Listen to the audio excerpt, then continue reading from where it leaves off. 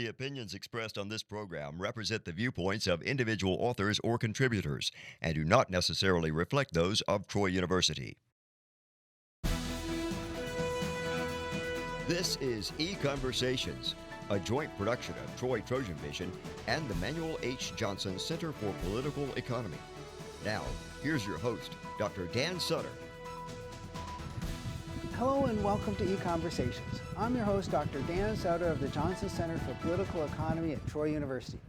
In a Wall Street Journal op-ed a couple of years ago, businessman R.R. Reno explained that he was no longer going to hire graduates of Ivy League universities.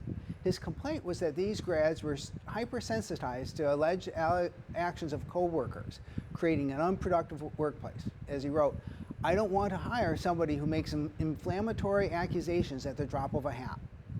Such an attitude should not be surprising, as critical race theory and its variants that students learn today divides society into oppressors and oppressed. But this is also creating problems in workplaces. Ultimately, commerce and business are forms of social cooperation, and one of the great virtues of commerce has always been allowing people to cooperate despite their differences.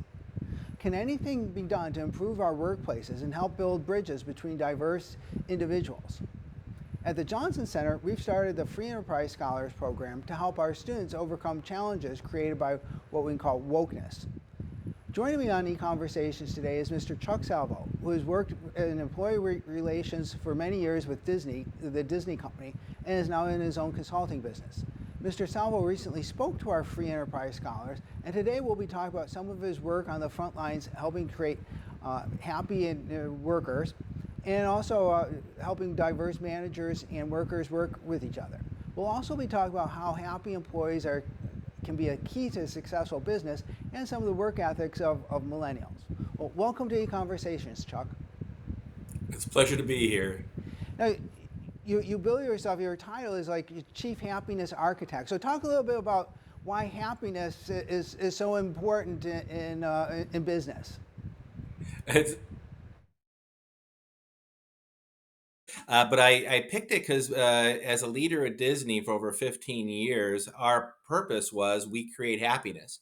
And that's one part of it, but the architecture is another part of it. You really need to be intentional about how you want to build your culture.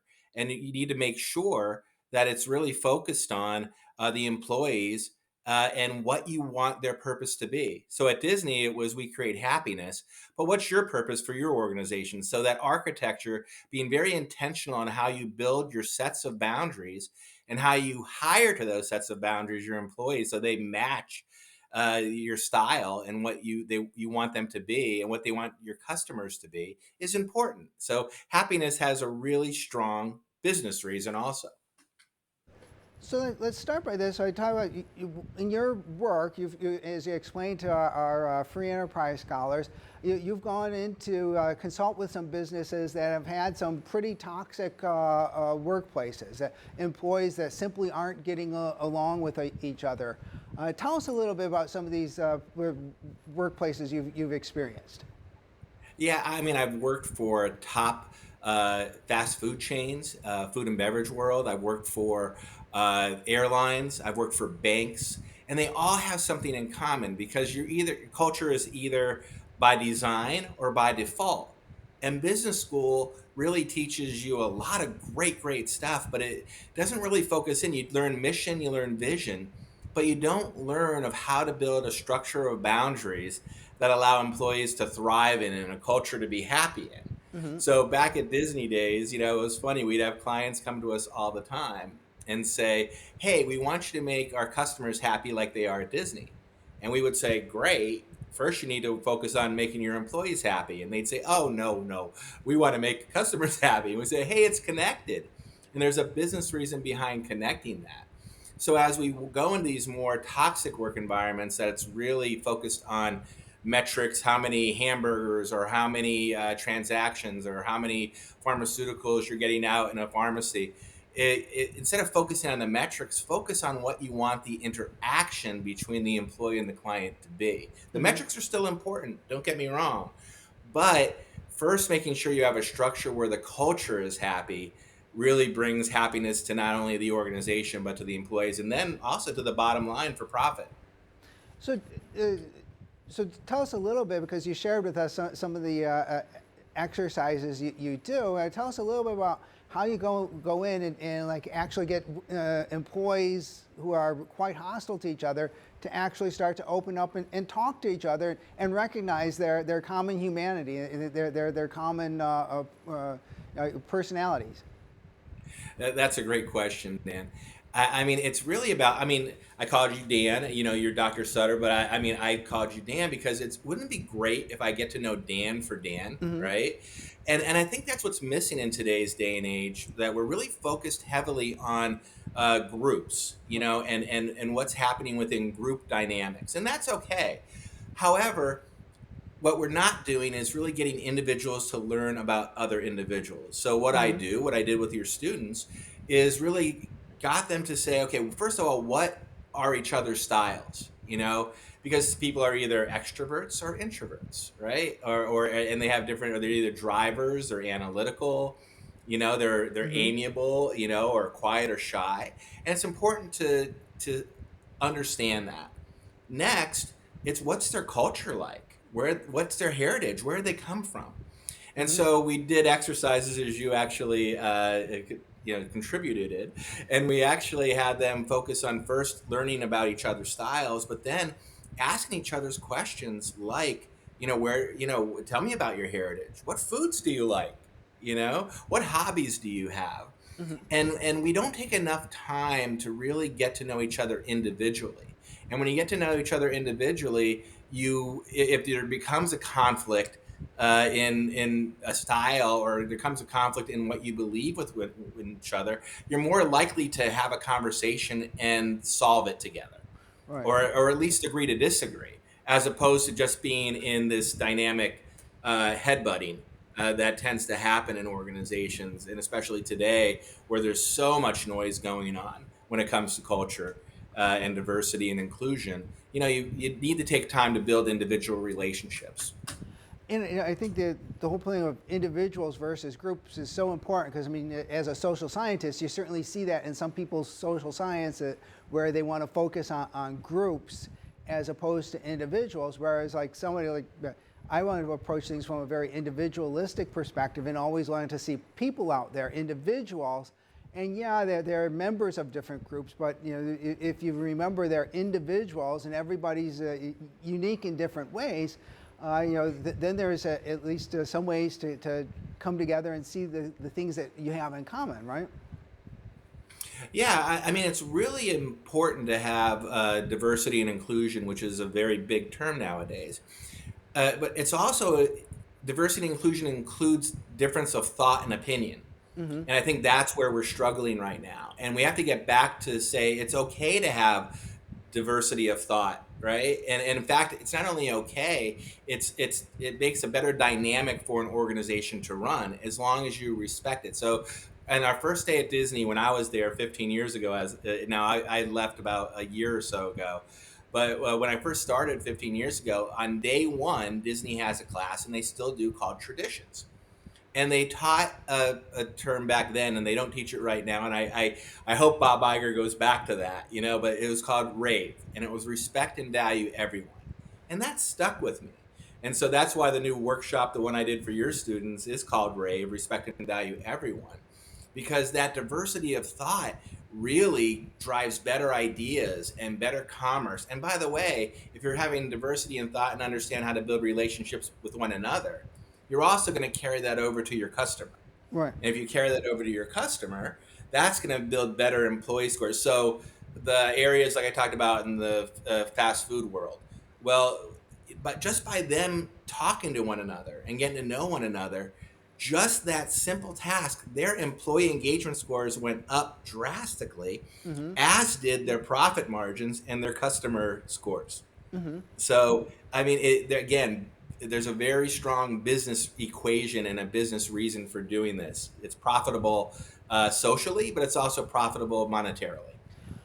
And I think, you know, a part of, as you mentioned, is that once you get to know people as individuals, I mean, maybe it's hopefully that you won't, as Mr. Reno talked about in his op-ed, like when somebody does something that you take that offends you in some ways, you don't automatically think the worst about them. And you might ask them, well, why did you do that? Try to understand it. Because when I went off to college, I was a big part, of like the growing up period. You're interacting with other people who are different. And part of it is realizing some of the things that you might be doing that offend others, and then being able to talk with others and not just like go at each other's throats, and to actually be able to work out any problems that arise, as opposed to just getting angry and demanding people be fired. Right. Yeah, and part of the skills we teach is how to stretch into somebody's personality type and how to stretch into somebody's culture, right? We actually used a rubber band, I believe, in the class that we were at with your students. And what that does is, people sometimes say, you want to mirror the individual, or you want to, build a relationship, but they don't give them the tools of how to build a relationship. Mm-hmm. And the key by asking those questions and learning about one another and just having the will to just slightly stretch into each other's ideas and listen to them, using those listening skills, Right. and those conversational skills, it really is amazing to watch. I even watched it with your students. After the class, they were like, I never knew that about you. And they walk out laughing and joking with somebody that they really never even talked to before. Mm-hmm. And so when you build those in common ideas and thoughts, and by the way, this isn't utopia, this isn't a panacea. You might realize that I really don't like that guy, but at least I understand who that person is and what makes him tick. And that's a very strong business case also, knowing the individual. Even though you might not get along, you don't have to be best friends, Right. but if you're in business together, you need to interact.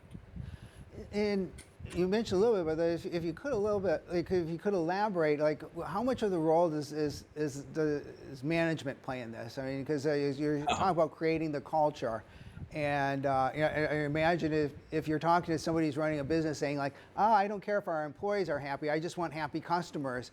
How much of this has to be coming from management? It has to start with management. I mean, if you're not going to embrace this type of thought process, it won't work. And the other thing is, it can't just be. I had a phrase I called initiative fatigue. And so leaders go to these courses and go to these seminars, and they have the new flavor of the month, and they bring that initiative in, and the employees just get tired of it. When I go around the world talking to employees, we go, that's just another flavor of the month. That's just another initiative. Culture has to be designed and developed for your organization. Mm-hmm. So when I go into organizations, I really talk to them about them. I do what I call a cultural assessment and see where their culture is at that point in time.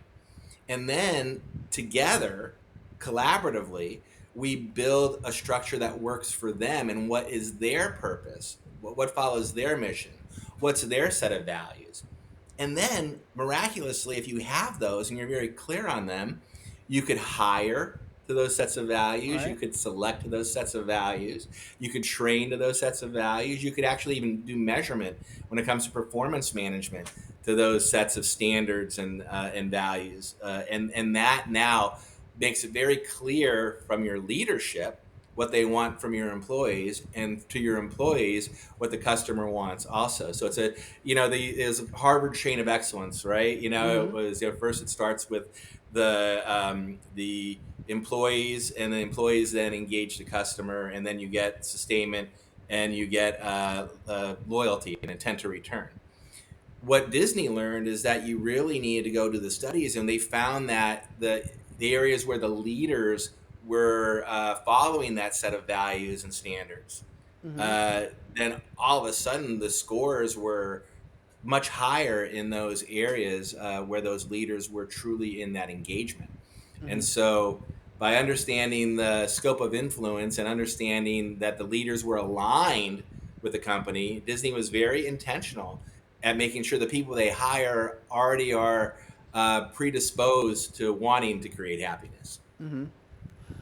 Well, another thing I want to talk about is in business schools now, or the management world, a number of people are saying we need to move past what we call shareholder capitalism, where you think like the stockholders of the company run the company to what they want to call stakeholderism or stakeholder capitalism, where a business needs to care about all of their different stakeholders, which include, and often employees are the number one stakeholder. If not number one, then customers are number one.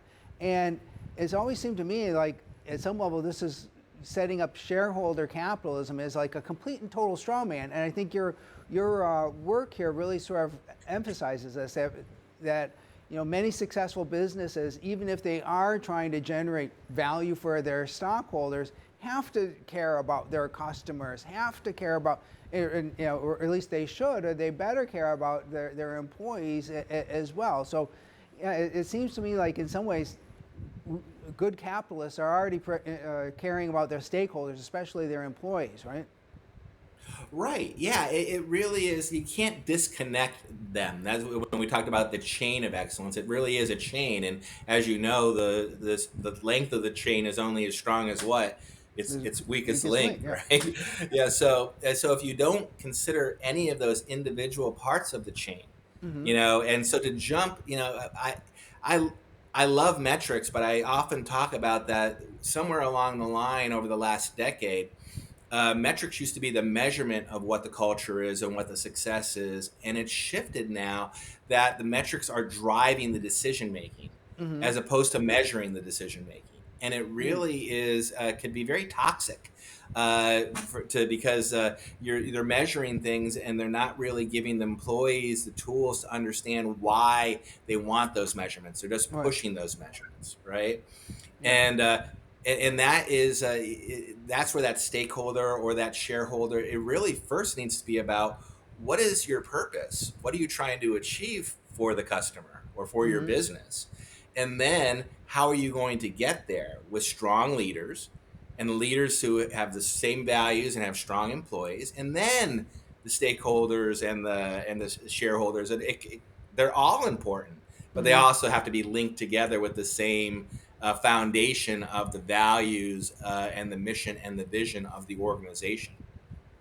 And in many ways, because I mean, if you think of a business as a form of cooperation, the manager or the owner might think like they have this vision, they want to do this thing, they want to run their business, but they're really asking a lot of other human beings to come in and help make their vision a reality. And so, one level, markets, since we have to engage with each other voluntarily, at some level is encouraging. You have to, it does encourage people to treat others with respect, because otherwise your employees could quit. And I think that's one of the things I remember you also touching on, that one of the ways in which having unhappy employees hurts a business is with a lot of employee turnover.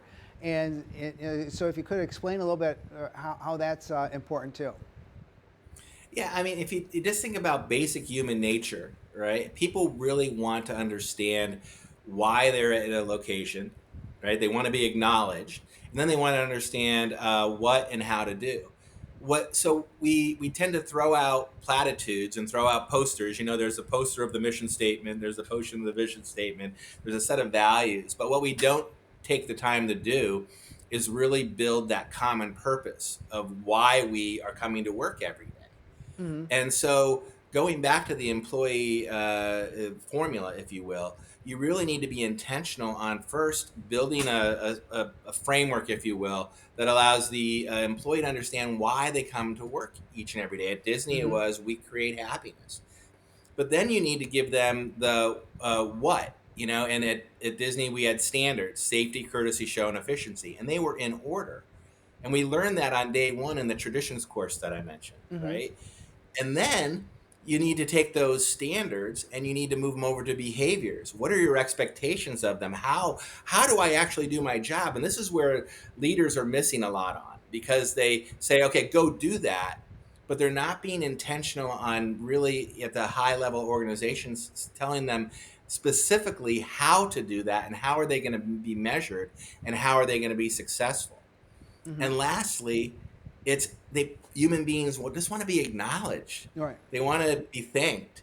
They want to be. They want to understand that they're part of something bigger right? Mm-hmm. Not just in business, but just as an individual human. You Yeah. want to know, hey, what you always hear, in comedies, or in dramas, why am I here? But that's true. That's it goes back to self-actualization and all those different psychology courses we all took in college and school. People just want to understand the whys and Yeah. just and if you stop for a moment and tell them the why when you're giving them tasks, it makes such a difference. Mm-hmm. Yeah, I recall meeting with talking to some people in business, and they a company that had taken over some businesses, and when they took over a business, went in and started talking to their employees and like explaining to them why it was they were doing what they were doing, and the employees like, well, nobody's ever told us why what we were doing or how it fit into a larger process like that, and like that was I guess you can see why a company was doing poorly and needed to be taken over by somebody else who was going to bring in that measure, that value. I guess the point you raise is with praise and respecting people is one that sometimes I guess maybe some economists and others who want to just focus on the dollars and the bottom line might overlook, that we think we've got to devise incentives for our employees, and we think almost exclusively in terms of financial incentives. But I think you're right in that, I think we all know as human beings that praise can also be very effective, and it can be just as valuable, in some circumstances more valuable to give employees praise than opposed to giving them a bonus. Yes, I mean that's so true. I'm working with a large fast food organization right now, and they built this incentive program where the leaders give them a card when they achieve the standard, the what we were talking about, and Mm-hmm. they do a behavior that falls into way they want them to do, and from that they get like TVs and gift cards and such, and they were keeping track of that. The employee gets the card, and then the employee has to go and place the card, in a bucket for a drawing at the end of the month, and then a certain amount of prizes are available.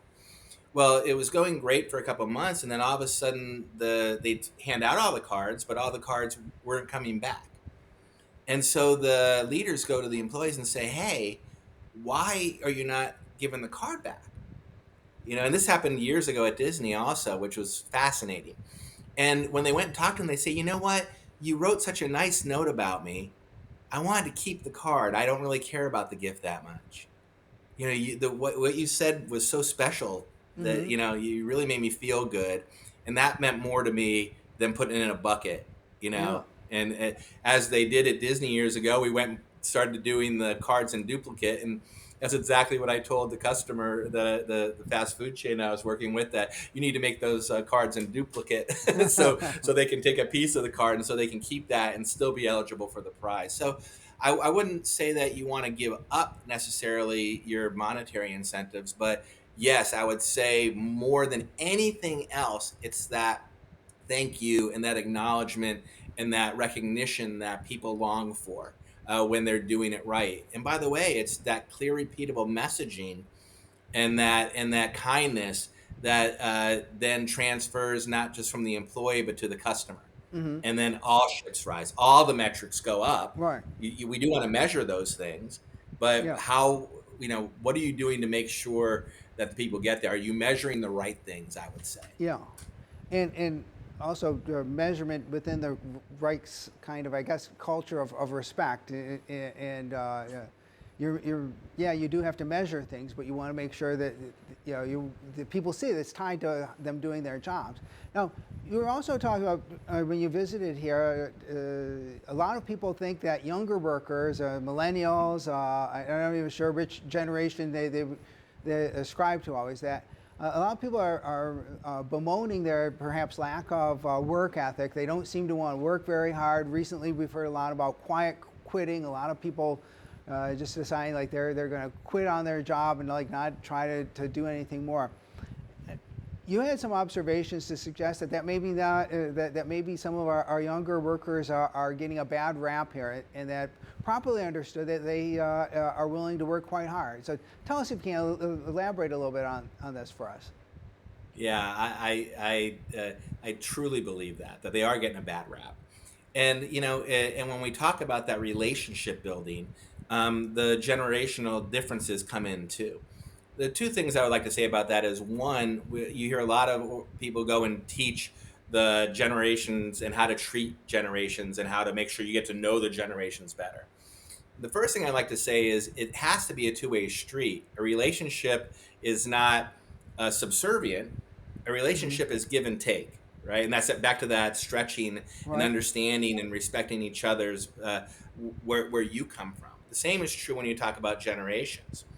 What the new generations want is just to be understood and to know what to do and know what you want from them. But also, they come from an era where they want that acknowledgement, Hmm. right? They want to know that they're doing a good job and they want to know how to do the good job. Right. It is true that, they also want to have balance in life.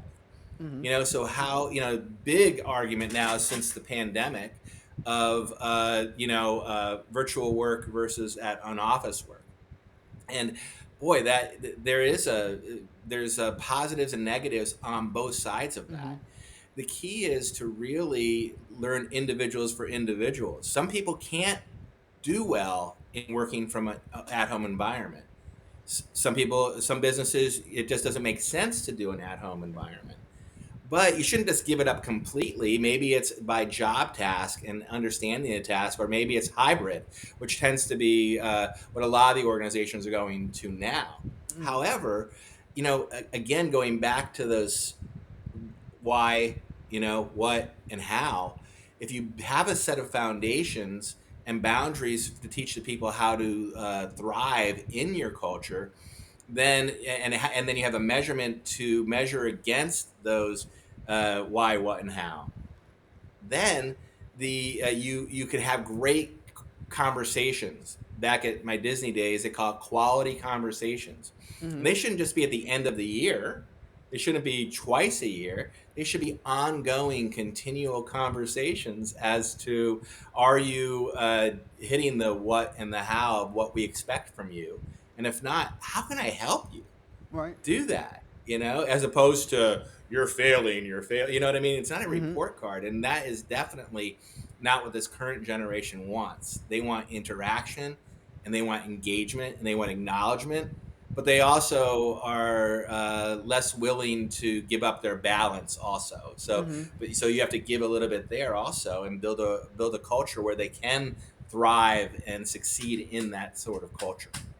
And some of that is also, I think, as you referred to earlier, you're making sure you see them as individuals and not just, again, Yeah. very easy to group people into these groups, classes like, oh, millennials and Gen X, Right. and there are other groups with labels as well. So we're coming near the end of our time. So is there anything you wanted to add, or anything we haven't gotten to that you want to share with us today? Yeah, Dan, well, as a chief happiness architect, it's important for me to end in a very simple way. Never, ever forget how important a please and a thank you is and a pat on the back. It's amazing. And if you just do that, if you just get that out of the conversation, your culture will shift amazingly. I mean, they're going to look at you weird sometimes if you don't do it now, Hmm. right? But just by saying please and thank you, and just building a culture where you say please and thank you and respect one another. Remember, Hmm. respect and value everyone. If you do that alone, that's going to make major difference within your organization. Yeah, that is such a great message, and because I mean, again, business is ultimately a form of cooperation, and business leaders have to remember you're asking other human beings to be part of your vision, your goal in life of starting a business. Well, thanks so much for coming on and talking with us about this. We really enjoyed it, and thank you all for joining us. Join us again next time for another EconVersations. This has been EconVersations, a joint production of Troy Trojan Vision and the Manuel H. Johnson Center for Political Economy at Troy University.